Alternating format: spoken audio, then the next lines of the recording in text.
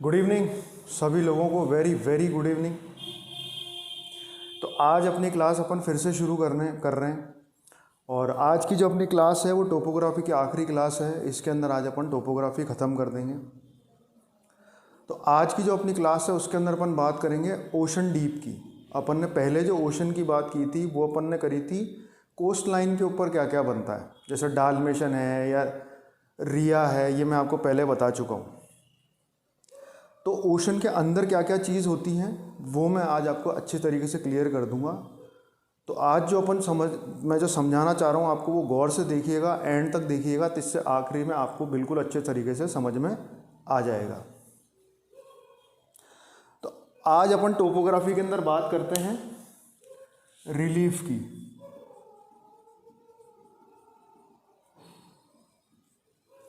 Relief की बात करते हैं। अब रिलीफ क्या होता है? दरअसल रिलीफ क्या होता है? What is relief? What is relief? Relief क्या है?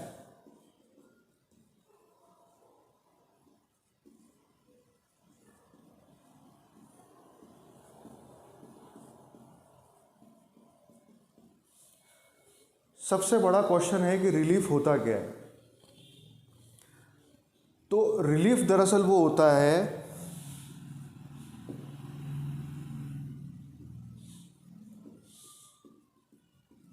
The uneven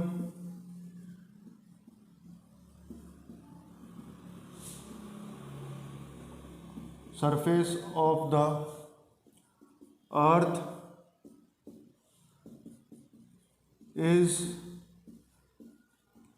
known as relief. The uneven surface of the earth is known as relief. यानी जो धरती पे ऊबड़ खाबड़ जगह जो है, जो ऊबड़ खाबड़ है, धरती बिल्कुल प्लेन नहीं है, धरती प्लेन नहीं, धरती जियोइड के शेप के अंदर है। तो धरती का जो ऊबड़ खाबड़ सरफेस है उसको रिलीफ कहते हैं।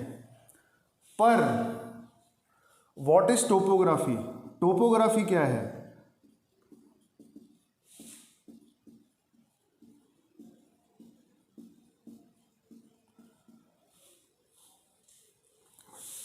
टोपोग्राफी क्या है?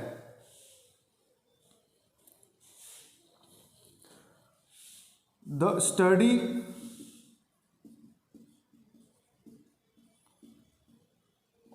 Study of the uneven surface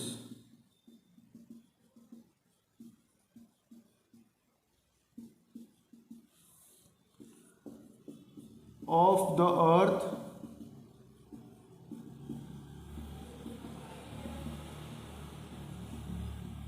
is known as topography.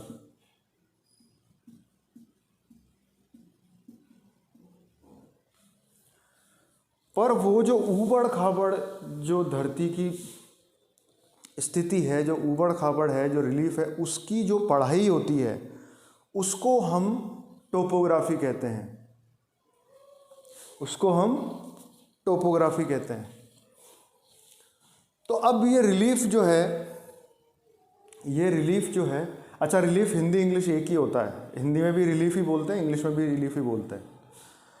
तो अनइवन सरफेस जो होता है धरती का उसको हम रिलीफ कहते हैं। पर जो अनइवन सरफेस है जिसको हम पढ़ते हैं, उसकी स्टडी, उसकी पढ़ाई, उसको हम कहते हैं topography.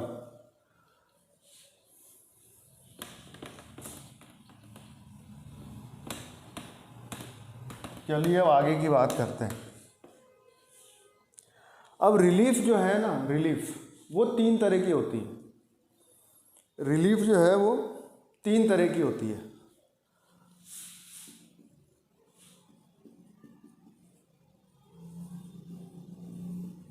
First order of relief,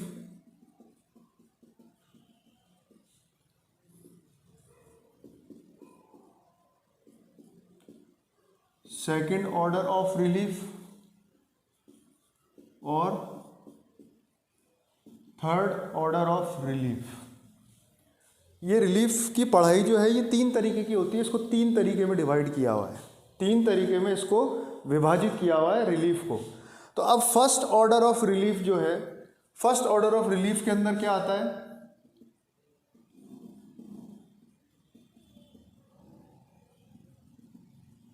continent और ओशन।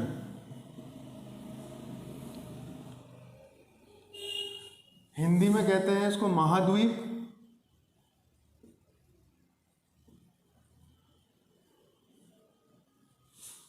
और इसको कहते हैं महासागर।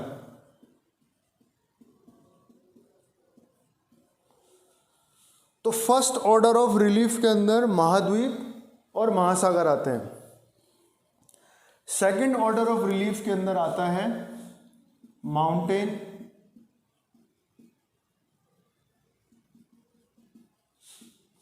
डेजर्ट,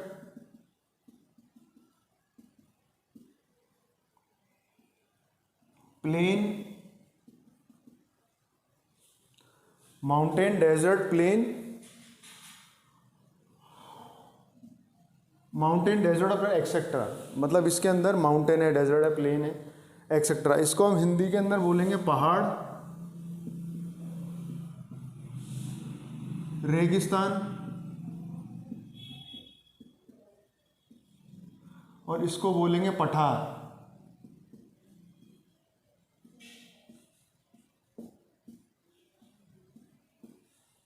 तो सेकंड ऑर्डर ऑफ रिलीफ जो है उसके अंदर पहाड़ आते हैं, रेगिस्तान आते हैं, पठार आते हैं, इत्यादि, एक्सेट्रा।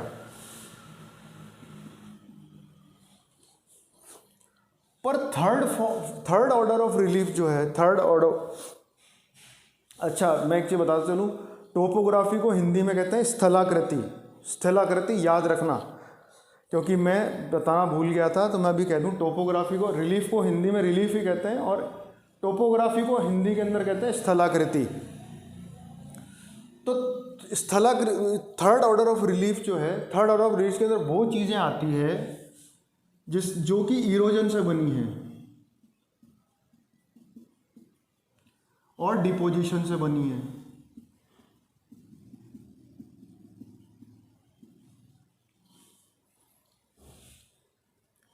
इरोजन से बनी है और डिपोजिशन से बनी है। निक्षेपण,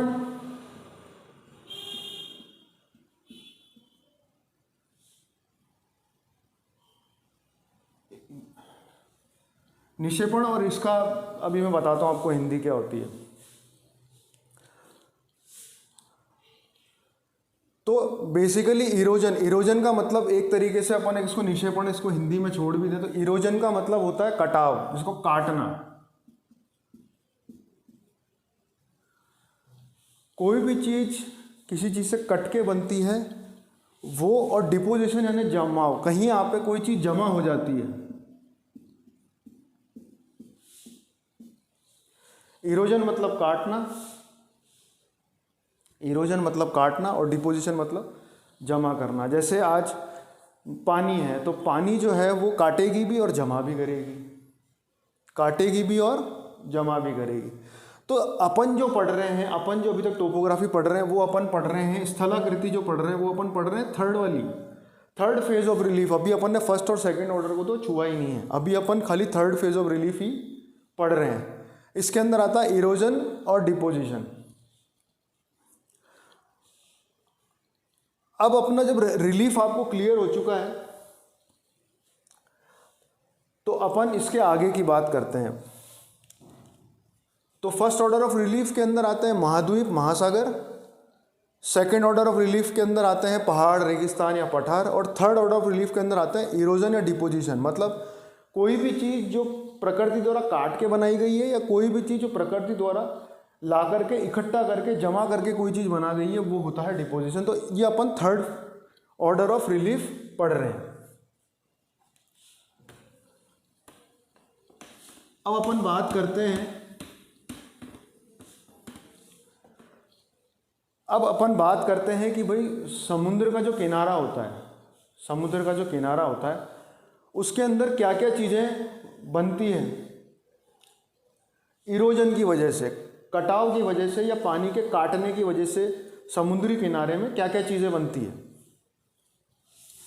जैसे ये समुद्री किनारा है,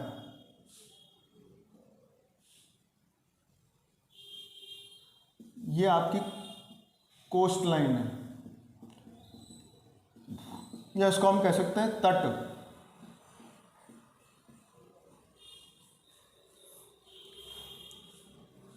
अब अगर यहां से ये समुद्र है सारा, ये सारा समुद्र है,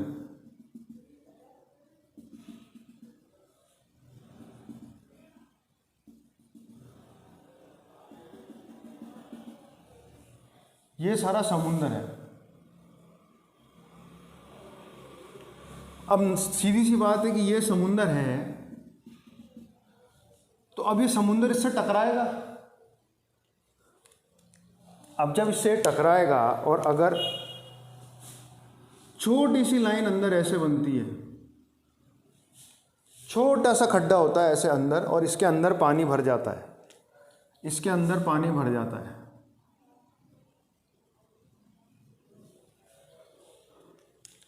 तो इसको बोलते हैं क्रीक।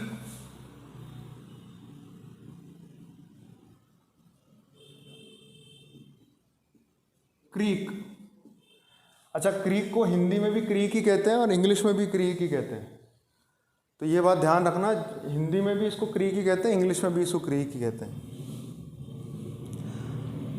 अब अगर सपोज करिए कि थोड़ा सा इससे क्रीक से बड़ा गड्ढा हो जाता है अंदर, इस क्रीक से थोड़ा सा गड्ढा बड़ा हो जाता है और इसके अंदर पानी भर जाता है यहाँ पर।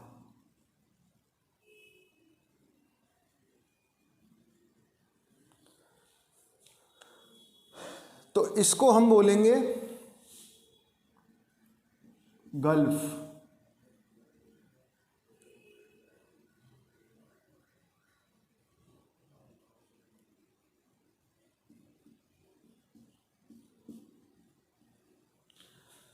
गल्फ को हिंदी इंग्लिश दोनों में गल्फ ही कहते हैं। अब अगर सपोज करिए कि पानी इसमें टक्कर मारता रहा और गल्फ से भी बड़ा टुकड़ा, गल्फ से भी बड़ा खड्डा हो गया, गल्फ से भी बड़ा यहाँ पर खड्डा हो जाता है और इसके अंदर फिर पानी भर जाता है।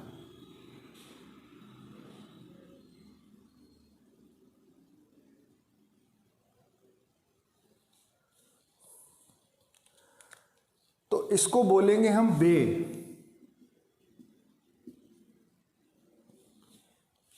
इसको बोलेंगे हम बे। और अगर सपोज करिए कि सब इससे भी बड़ा कट लगता है, इससे भी बड़ा अंदर गड्ढा हो जाता है पानी के काटने की वजह से तट के ऊपर, और यहाँ पर भी पानी भर जाता है।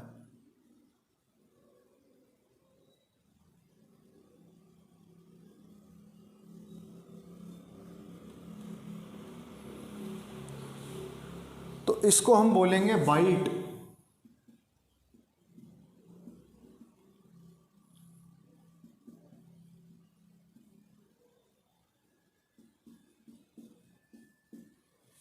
तो ये क्रीक, गल्फ, बे और बाइट, ये तीन चीज़ें होती है जो कि समुंदर का जो पानी होता है वो तट को काट करके बनाता है। अब इसके अंदर क्रीक जो है वो अपने गुजरात के अंदर मिलता है। क्रीक जिसके ऊपर इंडिया पाकिस्तान के ऊपर विवाद भी चल रहा है कि ये किसके इलाके में है, उसका नाम है सर क्रीक। आप चाहें तो सर क्रीक को आप लोग जो है नेट पे भी चेक कर सकते हैं। एक पतली सी रेखा है जिसके अंदर पानी घुसा हुआ है, दलदली इलाका है, वो दलदल का इलाका है। दूसरा है गल्फ। गल्फ जो होता है वो छोटा सा गड्ढा होता है, बिल्कुल छोटा सा गड्ढा होता है, उसमें पानी घुस जाता है पर वो क्रीक से बड़ा होता है। अच्छा, बे जो है वो तो आपने देखा ही होगा कि बे जो है ना, वो बे ऑफ बंगाल आपने देखा है। बे ऑफ बंगाल, बंगाल की साइड के अंदर एक ऐसा राउंड बना हुआ है इसी तरीके का, तो वो होता है, वो है बे। और इससे भी बड़ा अगर टुकड़ा होता है जो अंदर बहुत ज़्यादा, जो चांद के आकार का होता है, ऐसा लगता है कि जैसे ऐसा लगता है जैसे कि हाफ ऑफ मून है।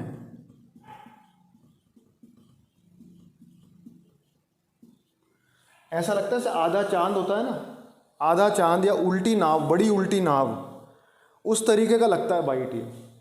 तो ये 4 तरीके के समुद्र के किनारे पे या समुद्र के इलाकों में इस तरीके की चीज़ें बनती है पानी के। ये भी हजारों करोड़ों वर्ष लेती है, ये एकदम नहीं बनती है, इस तरीके से नहीं बनती है, काफ़ी समय लेती है। अब ये तो हुआ, ये तो आपका जो हुआ ये हुआ इरोजन की वजह से। इरोजन मतलब काटना। ये पानी के काटने की वजह से जो ज़मीन के ऊपर आकृतियां बनती हैं, ये वो स्थलाकृति है, वो टोपोग्राफी है। क्लियर हो गई ये चीज़। अब अपन बात करते हैं कि समुद्र के अंदर जमा होने से क्या चीज़ें बनती है। जमा होने से क्या चीज़ बनती है?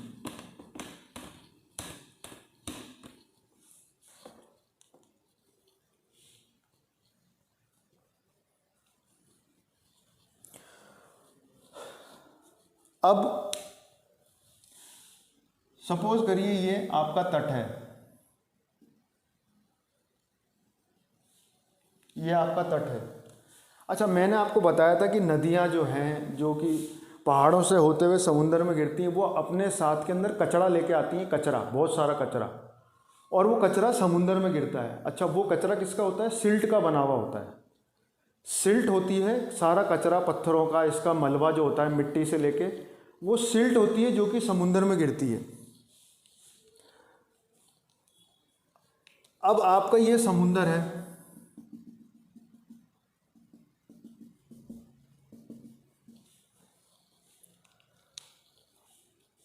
अब अगर सपोज करिए कि कोई कचरा नदी लेके आती है और वो इस तरीके से इकट्ठा हो जाता है, इकट्ठा हो जाता है, तो इसको हम बोलेंगे स्पिट।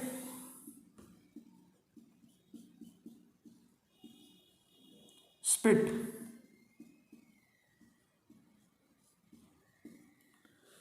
अच्छा, स्पिट का मतलब यह होता है, पता है? स्पिट का मतलब होता है थूकना। स्पिट का मतलब होता है थूकना। अच्छा, दूसरी चीज़ मैं बता दूं कि ये जो भी मलबा इकट्ठा होता है, जो भी कचरा इकट्ठा होता है, अगर वो 90 डिग्री एंगल में, अप्रॉक्स 90 डिग्री एंगल, 90 डिग्री के एंगल में अगर कोई कचरा इकट्ठा होता है तो उसको हम कहते हैं स्पिट। ऐसे ही अगर नदियां कचरा लेके आती हैं और वो इस तरीके से जमा कर देती हैं कचरे को, इसको हम कहते हैं बैरियर। ये हमेशा 180 डिग्री अप्रॉक्स होता है।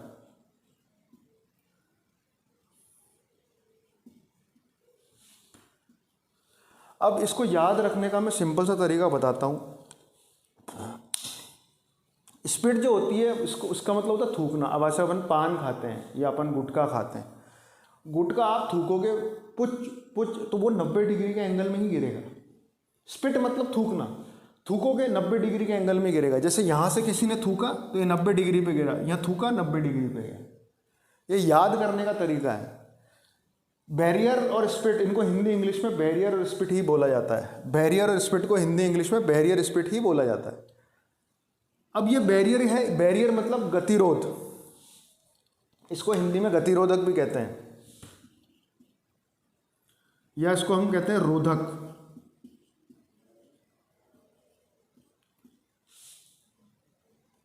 या गतिरोधक।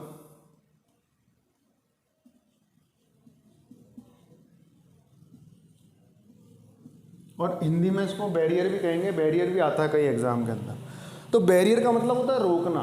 अब अगर आप रोकोगे, आपने से देखा होगा कि रेलवे फाटक है, रेलवे क्रॉसिंग है, तो रेलवे क्रॉसिंग में जब ट्रेन निकलती है तो फाटक लगा होता है ना, फाटक लगा होता है, तो फाटक तो 180 डिग्री में ही लगा होता है, 90 डिग्री में थोड़ी होगा। 90 डिग्री में लगेगा तो ट्रेन को रोक लेगा वो।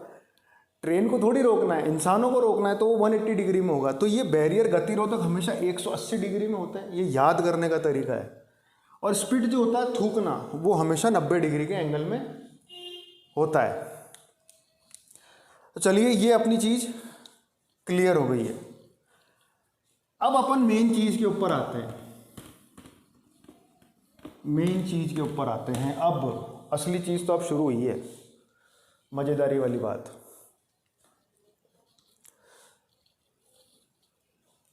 अब आप देखो कि जैसे ये अपना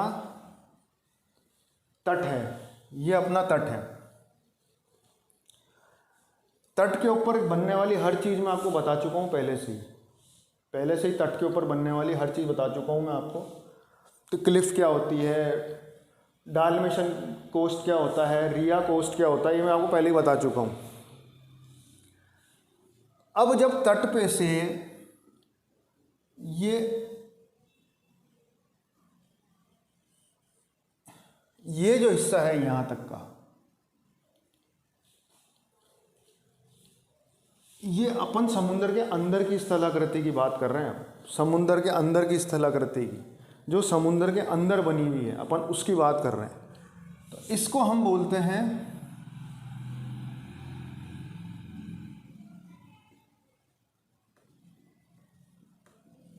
कॉन्टिनेंटल शेल्फ। और कॉन्टिनेंटल शेल्फ को हिंदी में बोलते हैं मग्न तट। मग्न तट, इसको हम बोलते हैं मग्न तट। ये जो ना पूरा गहरा होता है और ना ही पूरा पानी के ऊपर होता है, इसको हम बोलते हैं मग्न तट। अब यहाँ से जब ये बिल्कुल नीचे जाते हैं समुद्र से, ये तो आपका सी है, ये समुद्र है आपका सी कह लो या ओशन कह लो, इसको आप समुंदर कह लो या महासागर कह लो, कुछ भी कह लो। तो इस तरीके की जब ये नीचे ढलान आता है, जैसे आप समुद्र में उतरता है तो धीरे धीरे पानी का जल स्तर बढ़ता है, मतलब वो नीचे उतर रहे हैं। तो कॉन्टिनेंटल शेल्फ जो इलाका होता है जहाँ पर लोग बोट चलाते हैं, स्विमिंग करते हैं, या अपन वो नीचे स्कूबा डाइविंग वगैरह जो होती है ना, खेल होते हैं ना, कि वो ऑक्सीजन सिलेंडर पहन करके मछलियाँ देखना करना, वो सब मग्न तट के ऊपर ही होती है, मग्न तट के ऊपर ही होती है। अब यहाँ से जो ये गहराई शुरू होती है, यहाँ से शुरू होती है, उसको हम कहते हैं कॉन्टिनेंटल स्लोप।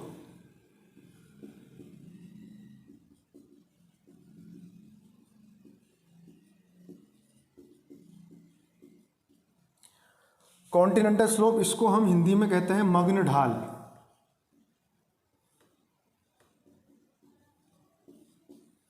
इसको हम कहते हैं मग्न ढाल।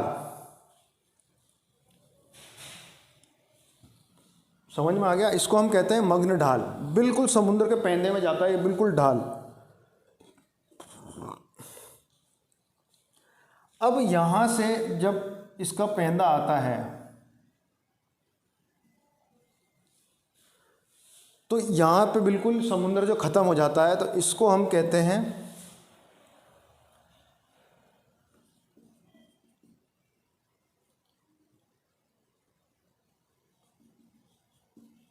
ओशन बेसिन या महासागरीय मैदान।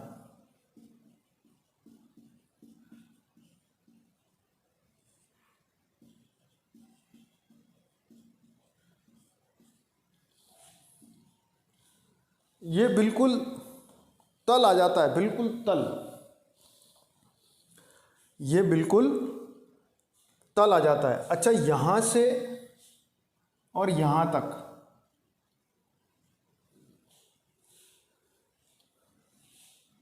ये हो गया, यहाँ पे जहाँ पानी की ऊपरी लेयर होती है, यहाँ पे तो हो गया अपना तल। और जो बिल्कुल नीचे की जगह है, बिल्कुल नीचे की, उसको हम कहते हैं नितल। तो ये तल और नीतल, और ये जो पूरी जगह कहलाती है, ये जो पूरी जगह कहलाती है, इसको हम कहते हैं,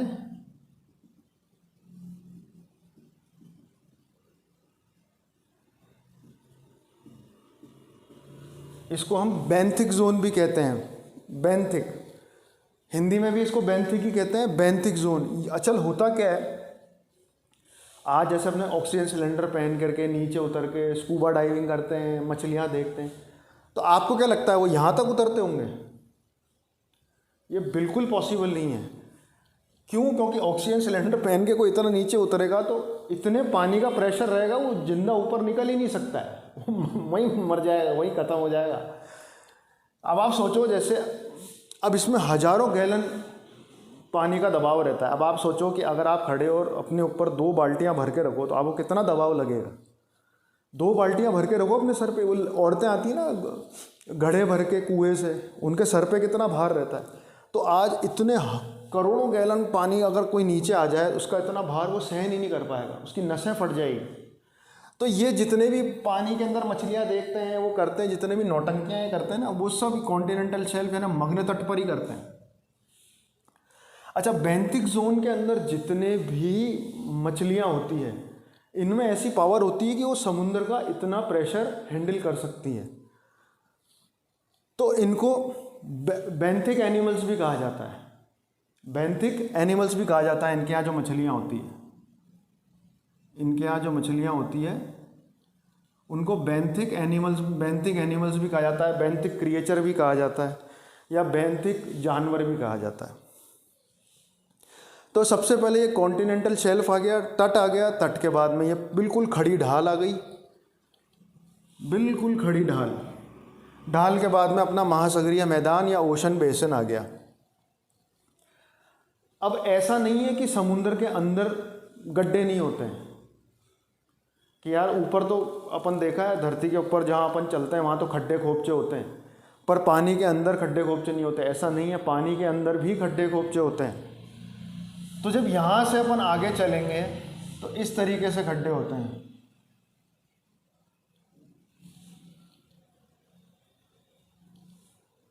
इस तरीके से होते हैं। तो जो ये खड्डे होते हैं, ये जो खड्डे होते हैं ऐसे ऐसे ऐसे, इनको हम कहते हैं ट्रेंच। इनको हम कहते हैं ट्रेंच।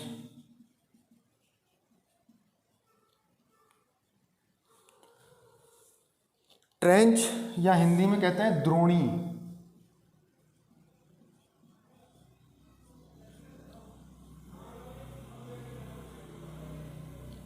हिंदी में कहते हैं द्रोणी।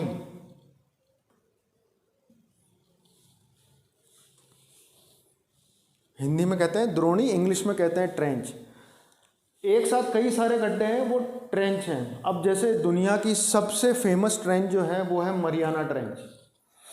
मरियाना ट्रेंच जो कि अफ्रीका और साउथ अमेरिका के बीच के अंदर आती है, मरियाना ट्रेंच। तो मरियाना ट्रेंच मतलब ये नहीं कि एक खाई को मरियाना ट्रेंच कहते हैं, वहाँ पे जितनी भी खाइयाँ हैं, एक साथ जितनी भी खाइयाँ हैं उनको मरियाना ट्रेंच बोलेंगे। ट्रेंच में कई सारी खाइयाँ आ जाती है, फेमस सबसे ज़्यादा मरियाना ट्रेंच है।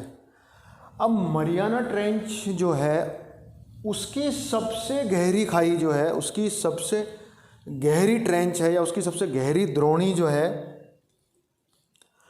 उसको हम कहते हैं चैलेंजर डीप। जैसे इसकी आपको सबसे गहरी ये दिख रही है, तो इसको हम बोलेंगे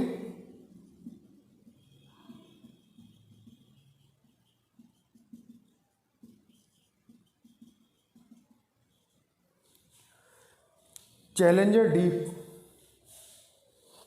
या चैलेंजर खाई, कुछ भी कह सकते हो। चैलेंजर तो हिंदी में भी चैलेंजर ही होगी, इंग्लिश में भी चैलेंजर होगी। और डीप मतलब खाई, गहराई। चैलेंजर गहराई कह लो या चैलेंजर डीप कह लो, चैलेंजर खाई कह लो, कुछ भी कह लो, एक ही बात है। चैलेंजर तो चैलेंजर ही होता है। तो ये ध्यान रखना कि मरियाना ट्रेंच की सबसे गहरी खाई है चैलेंजर डीप। ये आरपीएससी यूपीएससी में हमेशा पूछा जाता है, ये सबसे इम्पोर्टेंट है। या बीए एमए के अंदर भी पूछा जाता है, ये इंपॉर्टेंट चीज़ है बहुत। चैलेंजर डीप और सबसे फेमस है मरियाना ट्रेंच।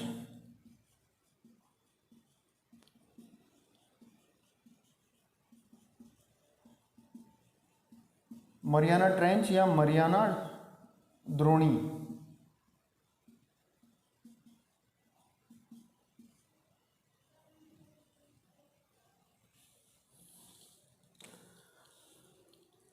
अब आपको क्या लगता है कि ये चीज़ यहीं पर ही ख़त्म हो गई? क्या ये चीज़ यहीं पर ही ख़त्म हो गई? नहीं, ये यहाँ पर ख़त्म नहीं हुई है, अभी इसके आगे और भी कहानी बाकी है। अब समुद्र के अंदर भी ज्वालामुखी फटते हैं। ज्वालामुखी धरती पे कहीं भी फट सकता है, ऐसा नहीं है कि केवल आपके पहाड़ों पे ज्वालामुखी फटते हैं। समुद्र के अंदर भी ज्वालामुखी फटते हैं।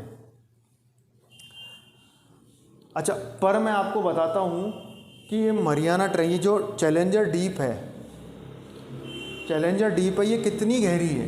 ये कितनी गहरी है? चैलेंजर डीप यहाँ तक का जो अपना आता है, यहाँ तक का,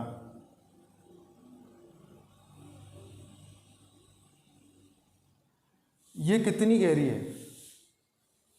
कोई बता सकता है कितनी गहरी है?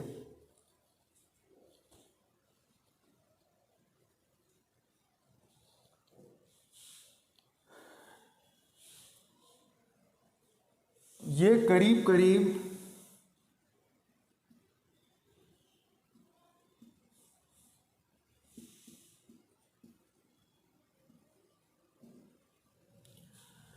1133, कई एग्ज़ाम में 1122 आता है, कई जगह 1133 आता है। तो 1133 ज़्यादातर आता है, तो आप 1133 पे टिक करोगे तो बिल्कुल सही है। और कई जगह 1122 मीटर आता है, तो 1122 मीटर भी करोगे तो ये बिल्कुल बिल्कुल सही है, बिल्कुल सही है। तो जो ये मरियाना ट्रेंच की सबसे जो खाई है, ये जिसको हम कहते हैं चैलेंजर डीप, ये तल से लेकर के इसका नितल जो है वो 1133 मीटर का है, 1133 मीटर का है। अब मैंने आगे की बात करी थी कि भाई इसके अंदर भी ज्वालामुखी फटते हैं, इसके अंदर भी ज्वालामुखी फटते हैं। इसको मैं थोड़ा सा नीचे लिख देता हूँ क्योंकि आगे फिर अपने पास जगह नहीं बचेगी। इसको मैं नीचे लिख देता हूँ।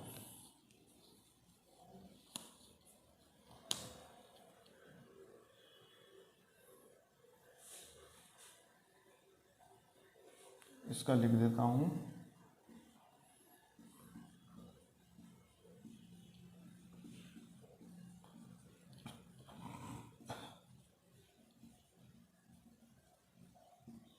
इसकी गहराई 1133 या 1122, कोई भी एक सही है। कहीं कई एग्ज़ाम में 1133 आता है, कहीं पर 1122 मीटर आता है। तो आप 22, 23, 32 सॉरी 33 या 22 इनमें से जो भी आए उस पर आप टिक लगा सकते। ज़्यादातर जो है 1133 मीटर ही आता है। अब आगे की कहानी है साहब कि ज्वालामुखी जो है वो आपके कहीं पर भी फट सकता है, कहीं पर भी फट सकता है। तो अगर ये समुद्र के अंदर फटता है, समुद्र के अंदर फटता है तो एक इस तरीके का पिलर जैसा खड़ा हो जाता है, पिलर जैसा। तो ये पिलर जैसा जो खड़ा होता है इसको हम कहते हैं रिज।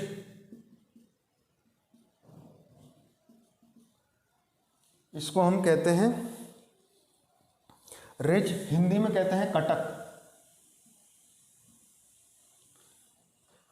पर रिज की ये खासियत होती है कि ये समुद्र का जो पानी होता है ये उससे ऊपर नहीं आता है कभी भी। आप देखो ये जो यहाँ से पानी शुरू हो रहा है इसका, ये इसके नीचे ही है।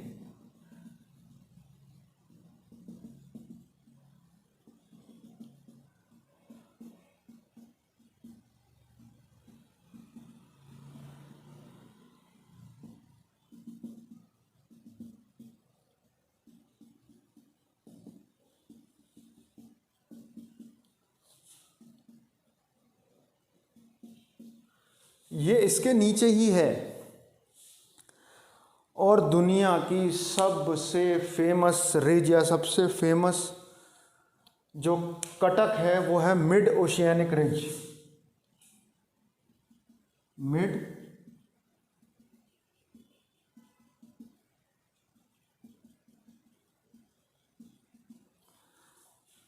जिसको हम कहते हैं मिड ओशियानिक कटक, मिड महासागरीय कटक, बीच का महासागरीय कटक, ये रिज कटक है। ये सबसे फेमस है, ये सबसे फेमस है रिज, ये रिज सबसे फेमस है। अच्छा, ज्वालामुखी फटा और फटते फटते फटते फटते उसने इतना ऊंचा पिलर सा बना दिया, एक टावर सा बना दिया, एक खंबा जैसा बना दिया। पर कई बार क्या होता है कि ये खंबा पानी के ऊपर भी आ जाता है, कई बार ये खंबा पानी के ऊपर भी आ जाता है, ये खंबा पानी के ऊपर भी आ जाता है।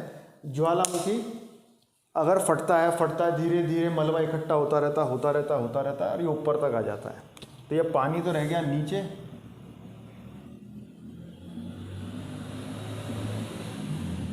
और ये ऊपर तक आ गया। अब ये ऊपर तक आ गया तो ये अब क्या कहलाएगा? अब ये कहलाएगा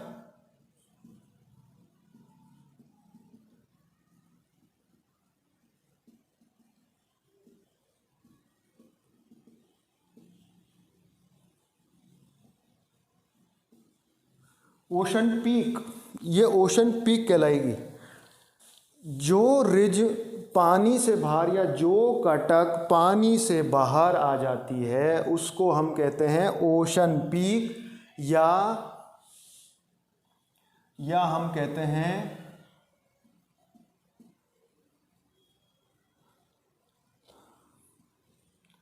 समुद्री चोटी, उसको हम समुद्री चोटी कहते हैं। और ये जो ऊपर जहाज़ निकलने वाले हैं उनके लिए ये सबसे ज़्यादा ख़तरनाक होती है, जो जहाज़ निकलने वाले हैं, क्योंकि अगर जहाज़ यहाँ से निकला तो ये चोटी उनके नीचे का पैंदा फाड़ सकती है, पतरा फाड़ सकती है, जिससे कि एक्सीडेंट हो सकता है, जहाज़ डूब सकता है, कई लोगों की जान खतरे में जा सकती है। अगर कोई जहाज़ ऑयल या पेट्रोल लेके जा रहा है, तो वो पेट्रोल पानी में बह सकता है, क्योंकि जहाज़ डूबेगा तो सारा पेट्रोल पानी, उससे कई जीव जंतु मर सकते हैं समुद्र के। तो ये सबसे इम्पोर्टेंट होता है। इसलिए ये ऐसी रिजेस या ऐसी कटक जो हैं जो कि पीक बन जाती हैं, ये भी मिड ओशियानिक रिज के वहीं पे है, जो कि अटलांटिक ओशन के अंदर है। तो इनको जहाज़ को गुजरने के लिए जहाँ पर इनकी हाइट कम है, जहाँ पे पानी ज़्यादा है, हाइट कम है, उसके लिए सरकार ने रास्ता बना रखा है कि जहाज़ निकलेगा तो वो इसी इलाके से निकलेगा, इधर उधर से जाओगे तो एक्सीडेंट हो सकता है। तो वो उसी रास्ते से जहाज़ को गुजारते हैं।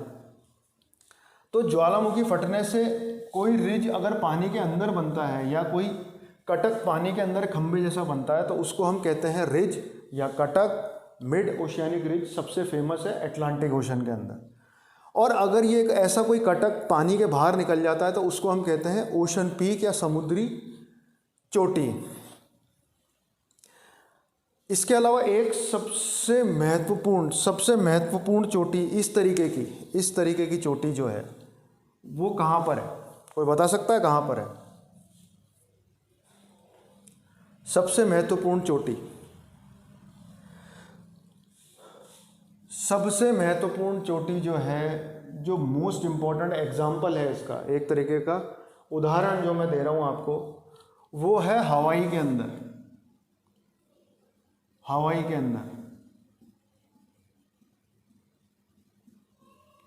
जो कि अमेरिका का ही पार्ट है, हवाई का। वहाँ पे मोना लोवा नाम का है, मोना लोवा।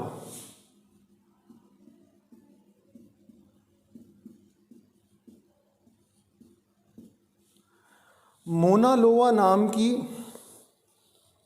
एक समुद्री चोटी है जो कि बहुत फेमस है। और इधर भी जहाज़ों को निकालने के लिए सरकार अलग से एक रूट देती है, अलग से एक रास्ता देती है ताकि इससे टकरा ना जाए। ये सबसे ऊंची और सबसे इम्पोर्टेंट है। ये भी आरपीएससी में आता है कि मोना लोवा क्या चीज़ है, समुद्री चोटी है या कटक है, तो समुद्री चोटी पे टिक करना है आपको। कई बार ऐसा भी पूछा जाता है कि सबसे फेमस समुद्री चोटी कौन सी है, तो उसके अंदर आता है मोना लोवा, अमेरिका की है ये, अमेरिका की, अमेरिका।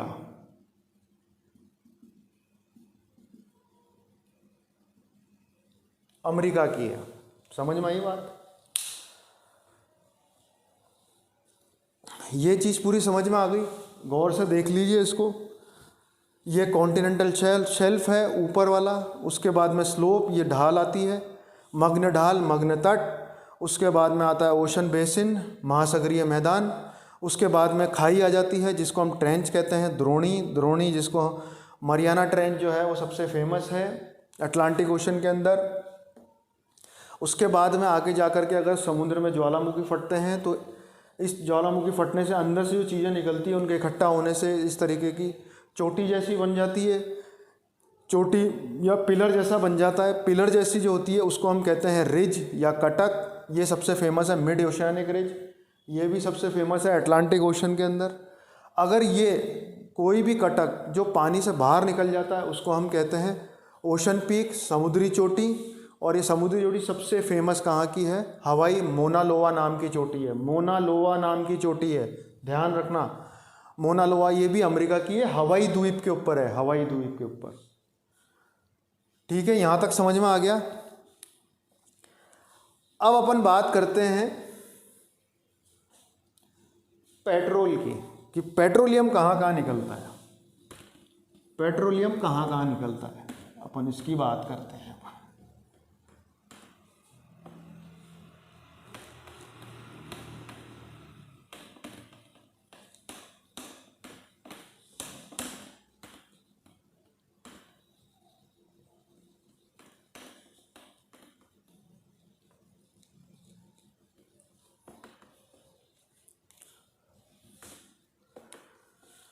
अब पेट्रोलियम की बात करते हैं सर। तो भक्तजनों अब पेट्रोल की बात करते हैं, क्योंकि पेट्रोल के बिना ना तो आपका स्कूटर चलता है ना जनरेटर चलता है। पेट्रोल सबसे इम्पोर्टेंट चीज़ है यार। और आजकल अपन लोग पैदल चलना चाहते नहीं हैं। मैं सबके क्या बोल रहा हूँ, मैं खुद भी पैदल चलना नहीं चाहता। गाड़ी बिना तो अपना काम होता ही नहीं है आजकल तो। और बिना गाड़ी, पेट्रोल के बिना गाड़ी बेकार है, एक लोहे का टंडीरा है और कुछ नहीं। अब देखिए आप, ये जितना भी मैंने आपको बोला डिपोजिशन होता है, जमाव जो होता है, वो या तो इस जगह पे होता है या फिर इस जगह पे होता है, या तो ओशन बेसिन में जमाव होता है या यहाँ पे जमाव होता है। स्लोप पे कुछ भी जमा नहीं होगा। नदी अगर कुछ भी चीज़ लाएगी या कोई भी कचरा लाएगी, कुछ भी लाएगी, इसके अलावा पुराने ज़माने के अंदर कोई भी जानवर मरा होगा, करा होगा, तो अगर वो डूब के मरा होगा तो वो ज़्यादा से ज़्यादा यहाँ फंस के मरा होगा या यहाँ फंस के मरा होगा। पेट्रोलियम क्या है? पुराने जीव जंतु जो मर गए उनके फॉसिल्स ही तो हैं, उनकी अवशेष ही तो हैं, जो कई सालों तक अंदर जलते जलते होते होते वो पेट्रोल में या कोयले में तब्दील हो गए। यही है। तो अब सबसे बड़ी बात जो है वो ये है कि यहाँ पर 20% पेट्रोलियम मिलता है। कितना मिलता है? 20% पेट्रोलियम।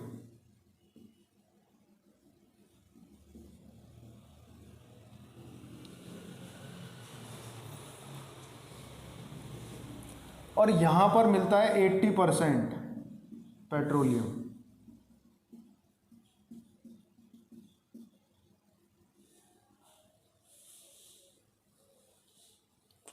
क्योंकि कोई भी चीज़ जमा होगी तो या तो वो तल पे होगी, नितल पे होगी या तल पे होगी, या तो कॉन्टिनेंटल शेल्फ पे होगी या ओशन बेसिन पे होगी या महासागरीय मैदान के ऊपर होगी। तो पेट्रोल 80% यहाँ मिलता है, 20% यहाँ मिलता है।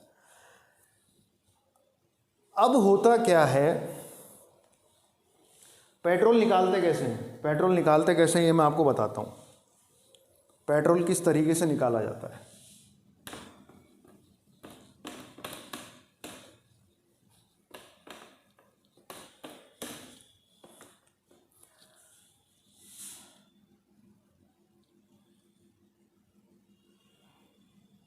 इस तरीके का एक समुद्र के अंदर चेम्बर होता है।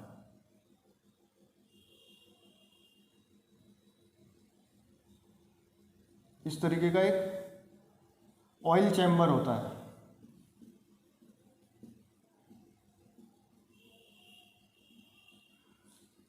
एक बहुत बड़ा ऑयल चेम्बर होता है। आपने देखा होगा अपने यहाँ पे इंडिया में पेट्रोल निकलता है बॉम्बे हाई से, मुंबई के अंदर से पेट्रोल निकलता है बॉम्बे हाई। उसमें जो है समुद्र के अंदर ऐसे एक 2 पिलर के ऊपर ऐसे एक चेम्बर बना हुआ है और वहाँ से पेट्रोल निकलता है, उसको बॉम्बे हाई। मैं आपको शायद दिखाने की कोशिश भी करूँगा वीडियो के अंदर। वीडियो मतलब कहीं फ़ोटो मेरे लग जाएगी वीडियो के अंदर ही, आपको आराम से मैं दिखा दूंगा, कोई टेंशन वाली बात नहीं है। पर कईयों को ये ध्यान होगा कि बॉम्बे हाई से पेट्रोल निकलता है अपने इंडिया का। तो ये क्या करते हैं, दरअसल ये पिलर नहीं होते हैं जिसके ऊपर ये खड़ा है, ये होते हैं पाइपलाइन होती हैं। ये पाइपलाइन होती है समुद्र के अंदर। अच्छा, पेट्रोल पानी के अंदर नहीं मिलता है, जो नीचे ज़मीन है उसके भी अंदर जाना पड़ता है। तो ये जो है ये ज़मीन है, ये पानी है।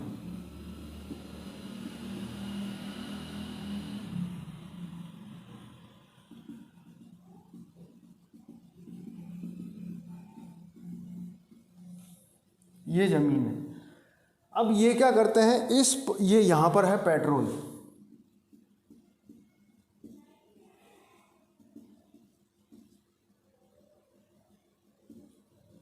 पेट्रोलियम है ये।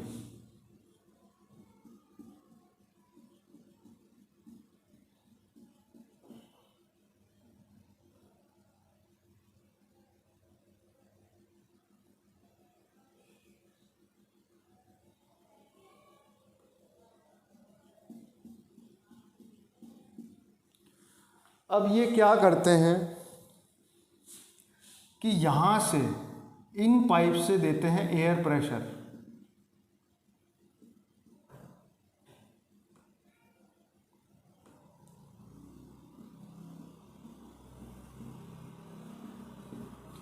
इस पाइप से यहाँ से एयर प्रेशर देते हैं, तो यहाँ से हवा का दबाव देते हैं, हवा का दबाव देते हैं।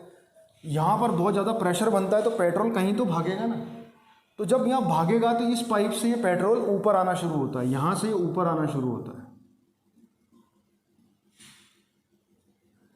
यहाँ से प्रेशर और यहाँ से पेट्रोल बाहर।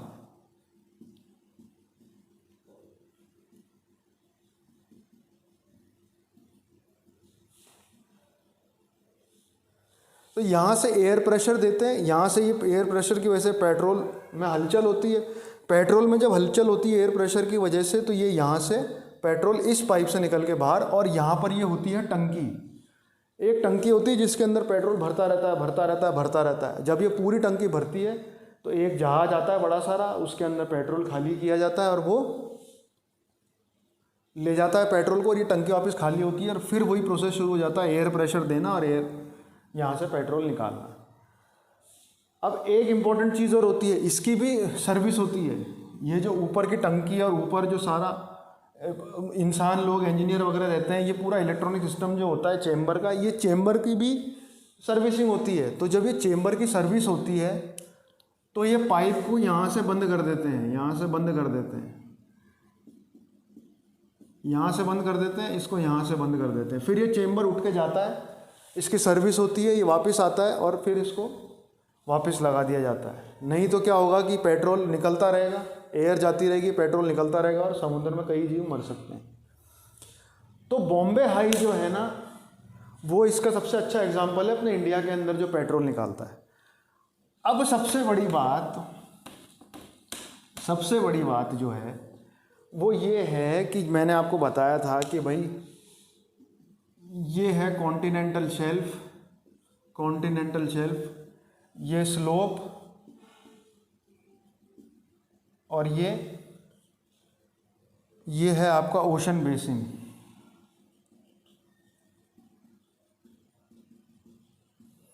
जिसको हम महासागरीय मैदान कहते हैं।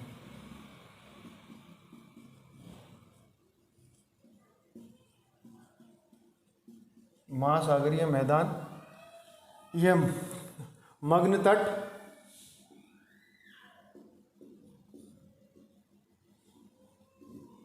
ये मग्न ढाल। अब अपना जो बॉम्बे हाई है, बॉम्बे हाई अपने बॉम्बे के पास में जो इंडिया पेट्रोल निकालती है, वो निकालती है कॉन्टिनेंटल शेल्फ से।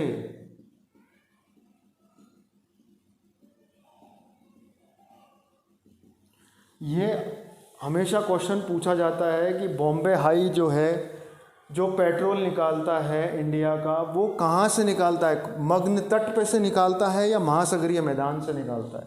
वो कॉन्टिनेंटल शेल्फ से निकालता है या ओशन बेसिन से निकालता है? ये हमेशा क्वेश्चन आता है और उसका आंसर होता है कॉन्टिनेंटल शेल्फ। कॉन्टिनेंटल शेल्फ से बॉम्बे हाई निकालता है। यहाँ पर 20% तेल है। कॉन्टिनेंटल शेल्फ के ऊपर जितने भी ऑयल रिफाइनरीज लगी हैं या जो ऑयल निकालने के चैम्बर हैं, कॉन्टिनेंटल शेल्फ या मग्न तट के ऊपर, वहाँ पे 20% ही पेट्रोलियम है। और ओशन बेसिन से जहाँ भी पेट्रोल निकलता है वहाँ पर 80% है। अब अपन सोच रहे होंगे कि बॉम्बे हाई जो है वो यहाँ से क्यों नहीं निकालता है, तो ये अभी तक रिसर्च चल रही है कि इतनी गहराई के अंदर पेट्रोल है कि नहीं है, इसको किस तरीके से नहीं, ये आगे रिसर्च चल रही है। पर अभी ये केवल मग्न तट से ही पेट्रोल निकल रहा है। बॉम्बे हाई मग्न तट पे या कॉन्टिनेंटल शेल्फ पे ही है, कॉन्टिनेंटल शेल्फ के ऊपर ही है बॉम्बे हाई, ये ध्यान रखना, आरपीएससी में आता है। और यहाँ पर जितने भी रिफाइनरीज लगी है पेट्रोलियम की कॉन्टिनेंटल शेल्फ पे, यहाँ पे केवल धरती का 20% पेट्रोलियम ही या 20% ही फ्यूल है। तो आज का अपना ये टॉपिक ख़त्म हो गया। मैंने आपको बता दिया रिलीफ क्या होता है, क्रीक क्या होता है, गल्फ क्या होता है, बे क्या होता है, बाइट क्या होता है। ये चीज़ें बनती हैं तोड़ने से, इरोजन, काटना। उसके बाद मैंने स्पिट और बैरियर बता दिया, ये होता है डिपोजिशन से।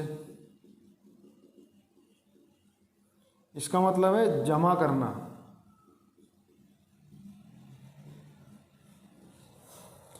इसके अलावा मैंने आपको कॉन्टिनेंटल शेल्फ बता दिया, मग्न तट बता दिया, कॉन्टिनेंटल स्लोप बता दिया, मग्न ढाल बता दिया, कॉन्टिनेंटल बेसिन बता दिया, महासागरीय मैदान आपको बता दिया, महासागरीय मैदान, मग्न तट, कॉन्टिनेंटल शेल्फ, कॉन्टिनेंटल स्लोप, मग्न ढाल। इसके अलावा मैं आपको ट्रेंच बता चुका हूँ, द्रोणी, जिसका सबसे गहरा जो पॉइंट है वो है चैलेंजर खाई, चैलेंजर डीप। इसके अलावा मैं आपको रिज बता चुका हूँ जो वॉल्केनो की वजह से बनती है, जिसको हिंदी में कटक कहते हैं। ओशन पीक मैं आपको बता चुका हूँ, जो रिज या जो कटक पानी के बाहर आ जाते हैं उनको ओशन पीक या समुद्री चोटी कहते हैं। इसका सबसे बढ़िया एग्जाम्पल है मोना लोवा, ओशन पीक, मोना लोवा महासागरीय चोटी, जो कि हवाई के अंदर है। ये हमेशा एग्ज़ाम में आता है। और पेट्रोलियम के बारे में मैं आपको बता ही चुका हूँ। तो आज अपना टोपोग्राफी जो है वो पूरा यहाँ ख़त्म हो गया है। अगले टॉपिक में अपन नई टॉपिक शुरू करेंगे, तो वो क्या टॉपिक होगा वो देखने के लिए बने रहिए मेरे चैनल के ऊपर, क्योंकि इस चैनल के ऊपर केवल ज्ञान दिया जाता है, ज्ञान के अलावा कुछ नहीं दिया जाता है। तो मेरे चैनल को एंड तक देखें, और जो लोग मेरे चैनल पे नए आए हैं वो उसको लाइक, शेयर, सब्सक्राइब करना ना भूलें, और बेल आइकन की घंटी बजाना बिल्कुल भी ना भूलें। बेल आइकन प्रेस करना ना भूलें, क्योंकि जब तक आप बेल पे क्लिक नहीं करोगे आपके पास नया नोटिफिकेशन वीडियो का नहीं आएगा। अगले वीडियो के अंदर अपन फिर मिलेंगे। जय हिंद।